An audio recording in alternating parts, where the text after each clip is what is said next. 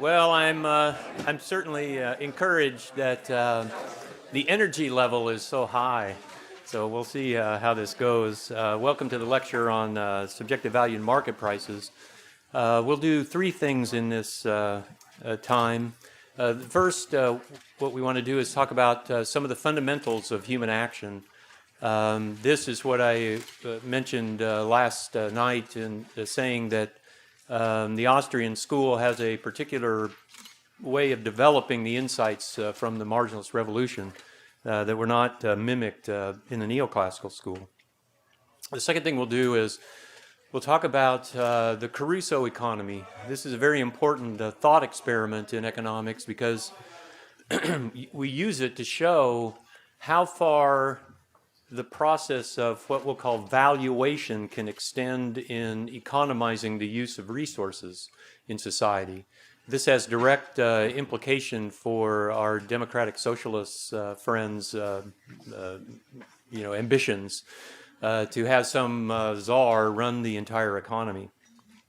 And then the third thing we'll do is the development of the theory of price itself. We'll show exactly how we can go from these fundamental principles to explaining market prices, and then this will be the foundation for other lectures that will be upcoming on entrepreneurship and allocation of resources and so on. So let's start in the fundamentals. We'll begin with just the definition of human action as purposeful behavior, as Murray Rothbard likes to put it. Action is designed to attain an end. The attainment of the end is the motive for action. So every human action is motivated by the desire to attain the end. We recognize right away, though, that having an end, simply saying in our minds we wish to attain something, does not suffice to attain it. We make a distinction, in other words, between ends and means because we're finite beings and we can't will things simply to occur. We also notice right away that when we apply means to the attainment of ends, the fulfillment of our ends can be inadequate. It can be not complete. It can be temporary, or it could be just not as full as we thought it would be. So, for example, this morning when I got up and I went down to the little coffee shop in the hotel, and I wanted to get some caffeine to start the day. So I ordered a double espresso, right? And I have my end, yeah. So I'm energetic as well with the rest of you. And so I had my end to fulfill, and then I couldn't just think in my mind, boy, I'd like to have that end fulfilled. I have to act towards the attainment of this end by applying means to the attainment of the end. And then I find, of course, after the day drags on a little while, that it doesn't, this double espresso doesn't permanently satisfy my end. It has to be refreshed once again. So this is the idea. This is where we get to the idea, of course, of the scarcity of means. So our means are scarce. When they're scarce, then it follows logically that we must choose in action. So we have two parameters of choice since they're ends and means. With given means, we have to choose which ends to pursue that the means are capable of attaining. And for a given end, we have to choose the combination of means that we might employ, again, that are suitable to the attainment of the end from among the possible combinations. This is where we get then to the principle of economizing. So human action is always economizing because the way in which we make our choices with respect to ends and means is always in accordance with the purposes that we have. Or as I pointed out in making my remark about Caruso, that we engage in valuation. We value the attainment of the end in a certain way, or the use of the means to attain ends in a certain way. It's this principle of economizing. It's once we see the fact that as human beings we're economizing that gives structure and order to action. It wouldn't be possible to do economic analysis if there wasn't some order or structure to human action that we're analyzing. And this is the principle from which that structure and order comes. Now, when we say that we economize according to valuation, we get to the next principle, which is, since we're making a choice, we must rank order the alternatives. We must say the double espresso is worth more to me than the alternative, say a cup of coffee or a glass of orange juice or whatever else might have gone through my mind at the time of my choice. We choose what we value more highly. We set aside what we value less highly. This we call preferring. So this is what we mean in the literature by preference.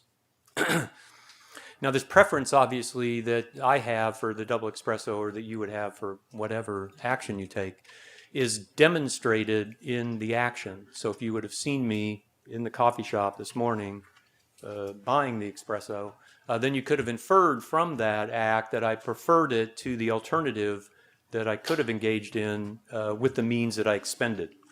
Right? So we know something as observers about other people's human action just by observation.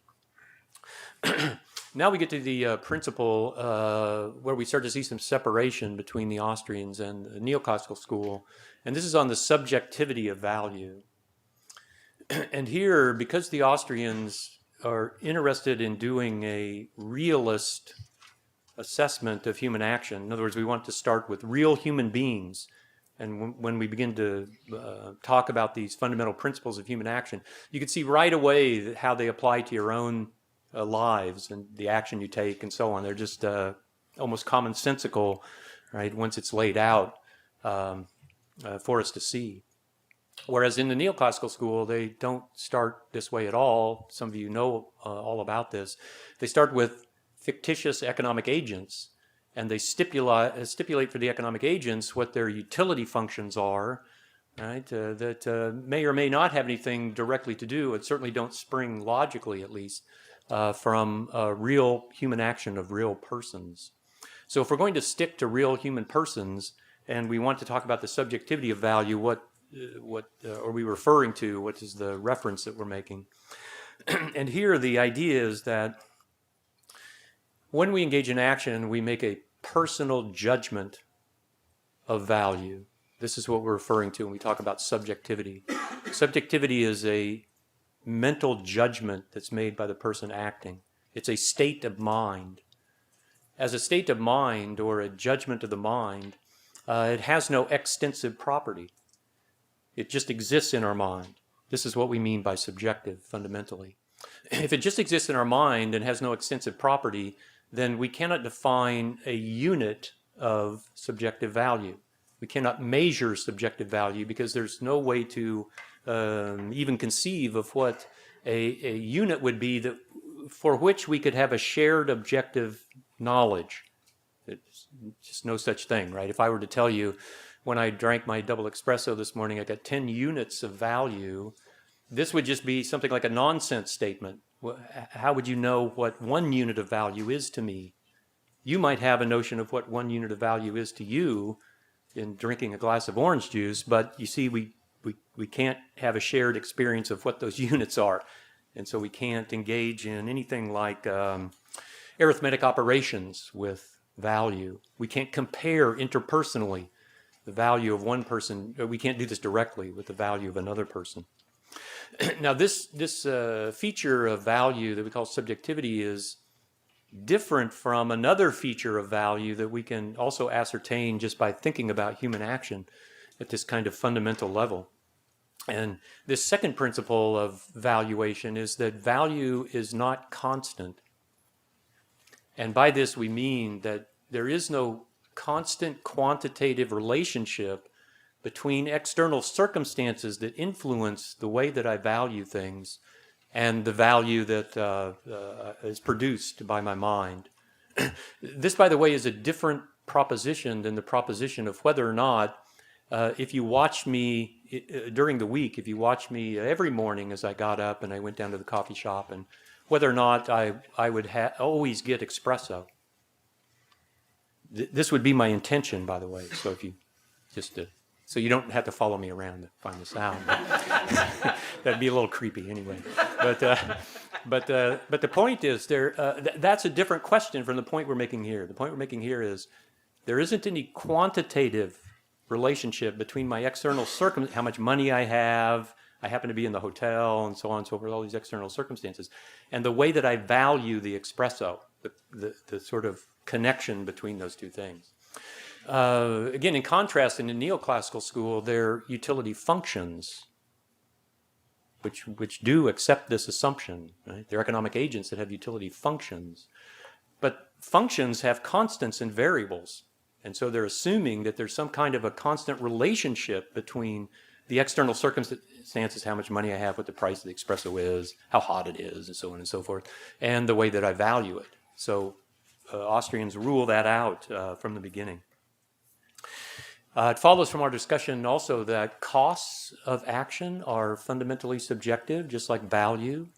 The cost of my obtaining the espresso was the subjective value to me of the alternative use of the means, which I forego when I bought the espresso.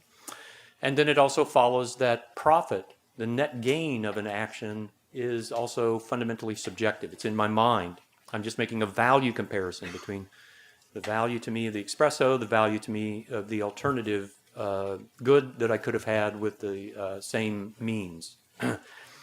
So we see fundamentally all of these concepts that we can readily ascertain just by a little bit of reflection concerning human action. Now, one last principle, and we're going to diagram this just so it becomes clear as what we're referring to. We haven't yet talked about what Karl Menger liked to call the order of goods. So when I go to get the espresso to me is a consumer good because I can directly apply it in action to the attainment of my end. But that consumer good has to be made in a process of production by producer goods. So there's the espresso machine and the beans and the employee who so kindly made my espresso and so on and so forth, right? All the means of production. So if value is in our mind, I have this value for the espresso in my mind, then how does this value relate to the order of goods? How does the value relate to the consumer good? And then from the consumer good, how does the value relate to the producer good? So the top line contains the Austrian theory of imputed value or imputation. Since all action is in an ends-means relationship, it's the value of the ends that is primary. The value of the ends drives the value of everything else. So the value of an action starts in my mind, given the circumstances of my situation, right? It starts in my mind, and then I place value on the consumer good, the arrow of causality, and then because I place value on the consumer good, value will be placed on the producer good. Because I'm buying the espresso and other people are buying espresso, then this justifies the purchase of the machine and the labor expense for the worker and so on and so forth. Right? So this is the Austrian theory of the relationship between subjective value in the mind and the value that is attached to the orders of goods. Now the second row contains what we might call a cost of production theory. So this, many of you know, was held by the British classical school, the reigning school of thought that was overturned by the marginalist revolution. And there the argument was that factors of production have costs inherent to them, just like they have certain other objective properties, like color and mass and energy and so on, in particular cases, right, of different producer goods. They also have value. And through production, this value accumulates and then is transferred to the consumer good. So the arrow of causality is turned around. And then from the consumer good, our mind assents to that value, right? We say, oh yeah, I see that the good is worth that because it has this particular price, or particular a producer goods embedded in it. So this is what the this theory is what the marginalist revolution overturned. And then the bottom row, the bottom row is the neoclassical theory, which argues that the consumer goods value or price is mutually determined by the subjective value in the minds of the consumers and the cost of production. Now, we're not going to go into detail about this debate between the schools right at this point. I just want to note that if one reasons this way, one has abandoned this ends-means connection that we've spoken about. Because to reason this way, one has to say there must be some independent from the mind, there must be some independent value for the producer good. That it's not dependent on the mind. Or you have to have some other way of connecting these disparate factors. And again, we're not going to talk in detail about that. It raises other sorts of issues that hopefully will come up during the week in questions and so on. I just want to point out it's clearly different from the Austrian view. Okay, so now let's turn to the second part of the lecture, and here we want to talk about the Caruso economy. It's what Ludwig von Mises calls the autistic economy, the economy where there's only one person, right? Interestingly, I remember being sort of taken aback when I first read this in Human Action, where Mises also categorizes socialism as an autistic economy. I thought, wow, that's really provocative. That's very interesting. Aren't there a whole bunch of people? You know, I mean, how does he get that? And of course, the answer is quite straightforward. You read a little bit, you see what he's getting at, which is that in socialism, only one will acts. Only the central planning will is put into motion. Right? That's the whole notion of a central plan. The rest of us are just pawns on the chessboard, right? And we're told what to do, and only the central planners act, right? Choose, value and choose and assign means to ends and so on and so forth.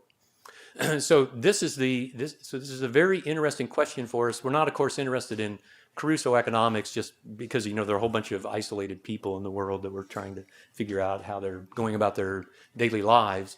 We're interested in this question of the autistic economy. How far can the valuation in the mind of Caruso extend to the use of resources to integrate them in an economizing way into production processes that satisfy his consumptive ends? That's the question we're trying to answer. How far can the mind of OAC extend to all of us to incorporate us into a single system of economizing, that is, production that satisfies the highest valued ends that we have, economizing system of the division of labor? I'll bet she's never thought about that. Okay, well, so we're going to think about that. And we're going to do this. First, let's start with Caruso's valuation of consumer goods, and then we'll do producer goods. And this is just a stylistic example to illustrate, again, the important principles that we can develop from thinking about Caruso's situation. So let's suppose that Caruso has two consumer goods on his island that he can directly produce. That is, just with his labor, he can extract them from nature. One is coconuts, so he can climb coconut trees and gather coconuts. And the other is berries that he can pick off bushes. And so we'll just start at the simple level. And here are his preference. Here's again, stylistic illustration of what his preferences might look like. And on the left side, we've got the rank of marginal utilities, so the MU for marginal utilities, for different units of coconuts. Now here we can see right away that we have an analytical problem, an analytical issue in front of us, which is, how do we even define the unit of a good? We could define it in a technical way. Coconuts come in, 1 unit sizes, right? We could define it in a technical way. But that's not sufficient for economic analysis. That's just one aspect of Caruso's situation, right? The other aspect is, how does Caruso perceive the usefulness of the coconuts in the attainment of his consumptive ends? And the answer is, well, he might actually want more than one coconut to attain an end. Or he might want just part of a coconut to attain an end. This is a choice variable for him. He's not limited by just the technical facts of his environment. He can combine them in different ways. So let's say that his unit of action is 2 coconuts. So again, that's just arbitrary. I'm just making that up just to have an example. Let's say 2 coconuts then is sufficient for him to satisfy his highest valued end, which is drinking the coconut milk. Now, once he does that, he's satisfied that end. And if he has more coconuts, if he has 4 coconuts, those additional 2 would have to be put to some end that's less valuable to him. But just by definition, right? Because the unit of the good is the amount of the good that satisfies the end to which he's putting it. We define it that way because that's relevant for action, right? So that's why the second unit of 2 coconuts is lower ranked. And let's say he uses this for eating. You can mash up the coconut meat and eat it. And then an even lower ranked end might be something like he takes 2 more coconuts and stores them in a cave and consumes them in the future. So something like this. So he rank orders the different units of good in succession, logically we're saying, in succession. This, of course, then gets us the laws of utility. So we can immediately see that there's certain principles involved here that are universally applicable to all human action. And we call these the laws of utility. The first law, the larger the stock of the good, the lower the value of the marginal unit. And the second law, a larger stock of a good is preferred to a smaller stock of a good. These are always true. We'll see that this is important when we make the jump to analyzing prices. So hopefully you could see right away, or you've already been trained in this, right, that the laws of supply and demand come directly from these laws of utility. Okay, so we can do the same thing with berries or any other good, right? It would be the same principle that we would use to analyze this. Now let's move to production. Let's take one more step here in thinking about how Caruso would allocate his consumptive activity between 2 different goods. So yes, the laws of utility apply to each good, but Caruso's not faced with just thinking about, what I'm going to do with coconuts, what I'm going to do with berries over here is a different set of actions. He's going to integrate everything. That's the point. He's going to think, I can do all these different consumptive acts. How do I allocate across them? And the answer is he allocates according to the economizing principle. He allocates to the highest marginal utility consumptive act first, logically first. Then he exhausts that, and then he goes to the next highest valued consumptive act, and then he exhausts that, right? He consumes and meets that end, and then to the third one, then to the fourth, then to the fifth and the sixth. And how does this result then in an integration of coconut consumption with berry consumption? And the answer is Caruso will continue to consume these 2 goods, or all the goods that Caruso consumes, so that there are no big value differences left between the marginal utilities of the different goods. He'll extend his consumption to each good so that he can't see that it's advantageous to shift the last unit of that consumption to another good, which would have a greater marginal utility. So on my example, once he drinks the 2 coconuts, that using the second unit of coconuts is not very valuable to him. And so this allows berries to come in as his second consumptive act, and so on and so forth. Again, hopefully you're making the transition to social life. You can see the same principle will occur in social life. Now let's go to production real quickly. And here again we stipulate something for analysis that's relevant to Caruso's action, which is when Caruso is engaged in production of the coconuts and production of the berries, he has a fixed set of complementary factors of production. He's got the coconut trees on the island.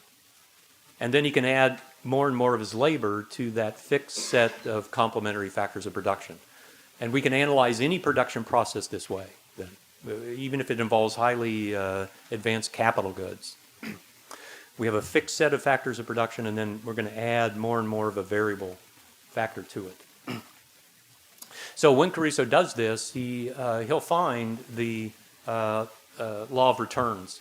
He'll find, in other words, that at some point, as he adds more and more units of the variable factor, in this case labor, the additional amount of output that he gets diminishes.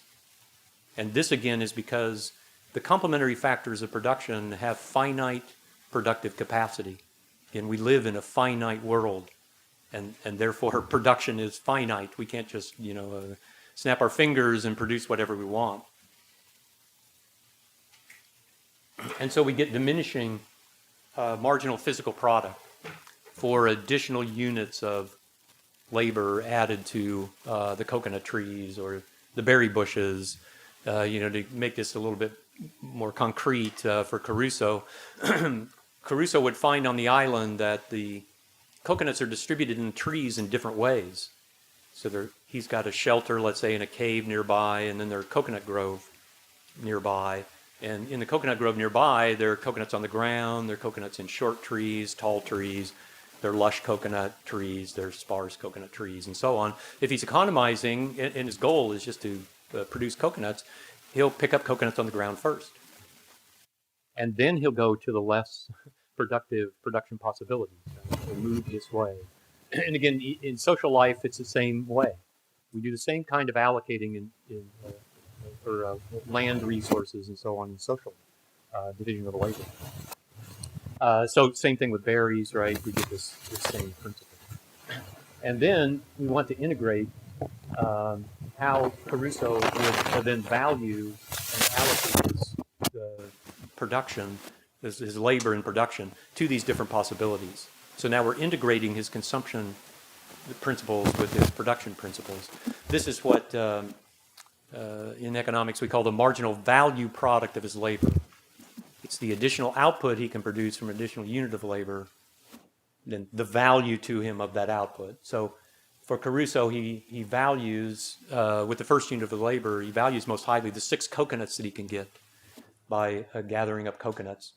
But you'll notice that the second, if you were to apply another unit of labor to coconuts, it would not be very valuable to him. It's the last ranked item, right? 5th coconut, 5 coconuts for his, another unit of labor to coconuts. So instead, he allocates towards berries. And then as he does that, the marginal value product of additional labor in berry production goes down. And then he again brings into rough equality the marginal value product of the different output that he can produce with labor. By the way, and this is true in social life, right? Social life, in a division of labor, we have all these workers and they have to be allocated into different production processes. How does this happen in the market? It happens through this equimarginal principle, right? Through economizing. The principle of the same principle that Caruso uses. Okay, so now we're at the point where we can proceed to the theory of price. Let me just reiterate the conclusion that we arrived at here with Caruso. What we've tried to show with Caruso is, briefly, is that Caruso can extend to his own mental processes of intelligence and valuing and so on. He can extend his economizing activity to a certain degree. But he has to be able to have personal experience with all the different production processes and consumptive goods and so on and so forth. He has to at least be able to anticipate that he would have personal experience with all these things in order to value them in a relevant way with respect to his action. So his economy extends as far as his personal activity can extend, and as far as he can integrate things into the value of other things that he's doing. Let me just give you one more illustrative example of this. Let's suppose Caruso wants to catch fish in a stream, but he can't do it directly. He can't do it with his bare hands. So he thinks, maybe with some of the material on the island I can fashion a net, and then I can use the net to snag the fish. So then he has to integrate a capital structure into, right, a intertemporal structure of production into the more direct production that he's already engaged in. He can do this. Right? He would just keep going, right, and extend his domain of his economy in this way. But there are limits, and this is the point. So now what we want to do is turn again to the theory of price, and again the setup here is valuation of Caruso or any person, Solomon, AOC, it wouldn't matter who the person is, can only extend so far in integrating into an economizing arrangement the use of factors of production to produce goods that satisfy the highest value consumptive ends. This is a conceptual problem, right? It's not that if someone were born with a special person that they could do this. It's a conceptual problem of the limitation of the human person. So let's say that Caruso comes into the division of labor and he opens up a bakery. And now, in order to integrate his productive activity into the social nexus, he needs to discover what is valuable to his customers. Not because he's not going to consume his own baked goods. He's going to exist or produce in the division of labor where his production is done to satisfy the consumptive ends of other people. But as we've seen, the subjectivity of value means he cannot experience the subjective value of other people. He can't get into their heads. He can't mind meld with them. He's not a Vulcan. And so he can't do this, right, and have a shared experience of what, you know, the value of a croissant is to this person or the value of a loaf of bread is to that person. He's stuck conceptually here. And the same problem exists if he tries to think of, well, who should I hire to, you know, where should I get the workers to be bakers with me and cleaners of the equipment and so on and so forth. He can't get into the heads to share knowledge of the opportunity cost of the different persons who might come into this employment so that he can minimize that opportunity cost. Like he can do on the island when he's by himself. He can do that because the opportunity cost is in his head. But the opportunity cost for you and me is not in the head of AOC. And it cannot be in her head. Right? So we've got this problem. And that's why the theory of price is so important, because it shows us how this problem is solved and how we can have a division of labor economy that is in fact economizing, where all production decisions are left to the group of entrepreneurs who can then economize on the basis of market prices. Now, this is the schematic of the theory of price, and I put this out so that you can have a kind of framework, because we can only sort of give an overview of how this all works, and there are obvious some nuances that you might have questions about. So we begin with preferences, and then preferences that people have lead them to demand, like my espresso, right? I demand the espresso. I show a willingness to pay money to obtain the espresso, and then there are others who prefer the money to the espresso, and so we can make a mutually advantageous trade, and we can agree on the price, on the terms of trade, right? So that gets us the prices of consumer goods. The prices of the consumer goods then generate revenue for the entrepreneur. It's expense to me when I buy the espresso, but it's revenue to the coffee shop. And that revenue then is a causal factor in the demand that the entrepreneur has to buy the factors of production. It's one of the causal factors, not the only one, but an essential causal factor. And so the arrow of causality goes from revenue for the entrepreneurs to the entrepreneur's demand for the producer goods. But of course, the coffee shop owner isn't the only entrepreneur demanding labor. It would be demanded by other entrepreneurs providing other things to other consumers, where the labor is transferable between these different activities. And so we get a market, right? We get an overall demand for the producer goods, and then prices for these producer goods.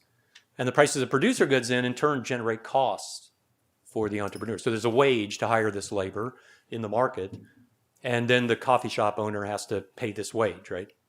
Now the coffee shop owner can compare the revenue streams from customers, satisfying customers' preferences, with the cost structures that represent the opportunity cost, the monetary expression of the opportunity cost for drawing those resources into the coffee shop production and out of the alternative. The entrepreneur has to bid those resources away from other entrepreneurs, and so pay the cost that's given up in other production that's not done because I'm such a coffee hound And, I'm got this tremendous demand for coffee. Okay, so with that as an overview, let's go through some of the nuts and bolts of this. And let's start. So this is the first set of arrows from preferences to demand and supply for the consumer good. And let's start with a used consumer good. And the good that I've chosen here is a 2017 iPhone 10. So it's a 2-year-old iPhone 10, just for sale on eBay or someplace, right? That's the idea. And so we have someone who might be interested in, well, we have an actual person who goes into this market and buys the iPhone 10, the 2-year-old iPhone 10, right? There are people actually selling and buying them now. So we have this person, and this person, we as economists could analyze this person's action by thinking of a preference rank. What the person is doing, of course, is saying, I value the iPhone 7 more than $650. And so, look, I bought it. I acquired the iPhone, and I paid the $650. So we know that that buyer preferred the iPhone at that moment to the $650. Then, as economists, we can infer that only at lower prices would this person have purchased a greater quantity of iPhones. At some lower price, well, maybe he wouldn't purchase more, but he certainly would not purchase less. In other words, if the price would have been $550 instead of $650, he would have bought the iPhone even more happily than he did. But it's sort of an interesting question as to why he buys this first iPhone if the price is $650, but he doesn't buy another one. There's more than one for sale on eBay. Why doesn't he just buy another one? And the answer must be that he values the second one less highly. Otherwise, he would just buy the second one, and then the third, and the fourth, and the fifth, right? If there was no change in the marginal utility of these iPhones. So that's what the economist is saying, right? There's the laws of utility restrict the amount that each buyer buys. But if prices were lower, there could be an increased quantity demanded by various buyers. So we get the quantity demand schedule, right? This is just the analytical apparatus of the economist. And then we could do the same thing with supply. Same thing is true of those who are supplying these used iPhones. They're just consumers who bought them a couple years ago, and now they want to upgrade or whatever, and they're selling their iPhones. And so they have the same kind of a preference arrangement, right? Suppose we have a person now who owns 2 of these iPhones. Well, then this person would be willing to sell the second one, the least valuable one, for $550. And so that's where we get the first entry as supply. So we see somebody doing this, and then as economists we say, look, that person preferred getting the $550 to the continued use, the value of the use of the iPhone. Otherwise, they wouldn't have made this trade, right? They're demonstrating their preference. And then we can infer that if this person owned more than one iPhone, if they still had one, that iPhone could only be bid away from that person at a higher price. At least conceptually, this would be possible, right? And so we get the law of supply, that at higher prices, ceteris paribus, the quantities offered for sale would be larger.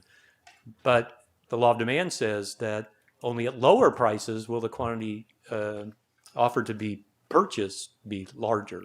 So you can see that these two behaviors will only be consistent at some intermediate price, right?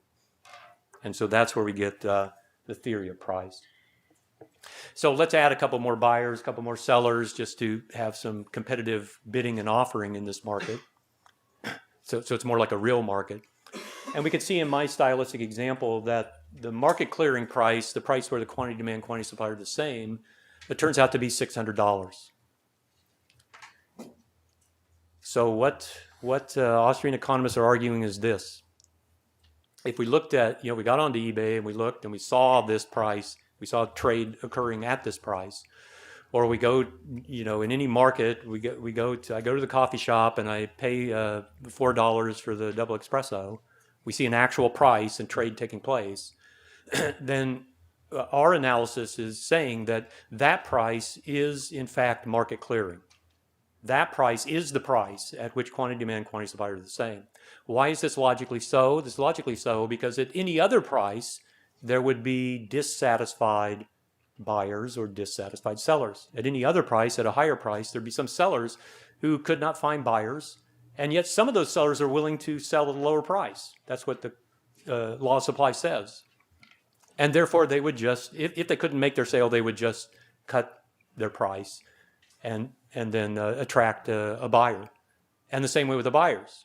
The buyers don't offer prices below the market clearing price. I didn't, when I went to the coffee shop and I found the price was $4, I didn't say, well, would you take 3? I'm not, I'm just kind of a little short today.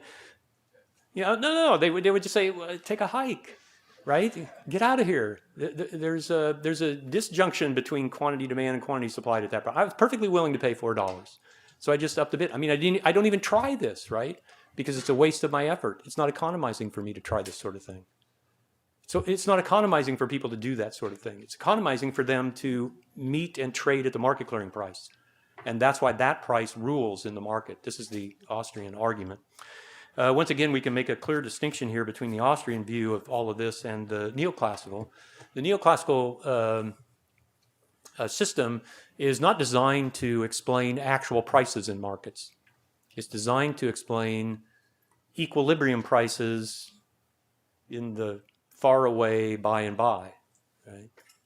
Prices as they would emerge if all mutually advantageous activity simultaneously happened, or that would emerge if all adjustment processes in the market were finally taken, some hundreds of years in the future, something like that. They're trying to explain those sorts of prices. Austrian economics, we're trying to explain actual prices in the market. We're trying to explain those prices because these are the relevant prices for entrepreneurs to economize, actual entrepreneurs to economize their production decisions right now in markets. That's the whole point of economic analysis. Explain what entrepreneurs are doing right now, what workers are doing right now, what consumers are doing right now in markets, to explain the actual economy as it exists. Now, one last point on this, and I'll make some quick remarks about producer prices. We can generalize now the categories, so to speak, the logical structure of demand and supply this way. The preferences of the buyers, of course, they value this, the good obtained, so I value the espresso that I got. And then we can categorize the two the opportunity costs, alternatives to any person, as either the continuing use of what I give up. So I could have just kept my money and then held on to it and gotten that value from holding money, or I could have spent it for something else. So I have money, I can either hold on to it or I can spend it. When I spend it, I can either spend it to one vendor or another vendor. Those are the categories of choice. And then it's the same with supply. So the coffee shop owner has the coffee. The coffee shop owner can keep the coffee for personal use.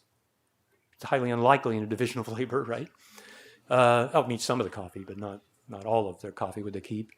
They could sell it to me, or they could say, well, I think if somebody's going to come in at 10 o'clock and pay a better price, I'll just wait and sell it to someone else. Right? They can keep it for themselves. They can sell it to somebody. They can sell it to me. They can sell it to someone else. Right? These are the logical possibilities.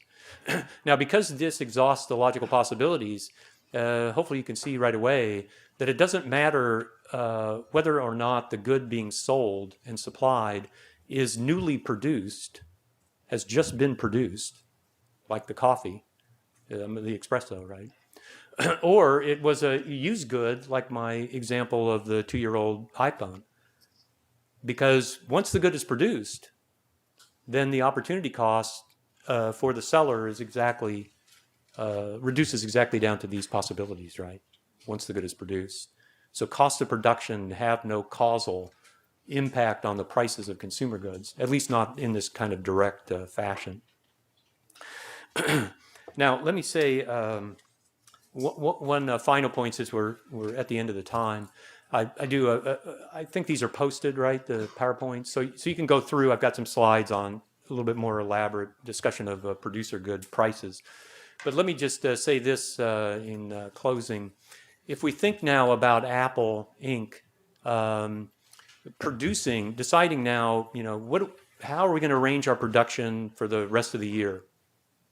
So they have all this past knowledge of how markets have unfolded over the year, how many iPhone 10s they sold, how many 10 R's and 10 pluses or whatever, and so on and so forth, right? All their different product lines. And now they have to make an entrepreneurial judgment as to what to produce moving forward.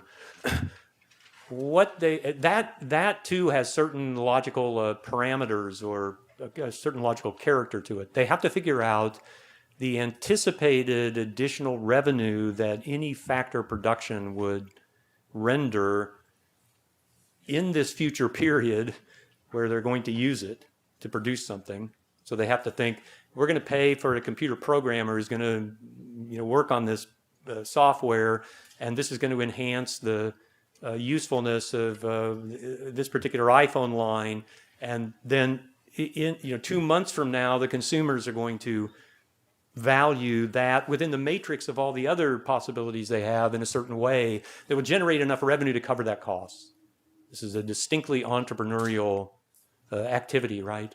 And then the last thing I want to mention on that point is, if the entrepreneurs pay the owners of the factors of production up front, so if they pay their workers right now for goods that will generate revenue months from now, then the entrepreneurs are only willing to pay upfront a discounted value for having that revenue capacity, right? So there's an entrepreneurial anticipation in all wages. It's entrepreneurial expectations are part of that. And there's also a rate of interest, a discount that exists in all payments for factors of production. So at that point, I'll end. So thank you for your kind attention.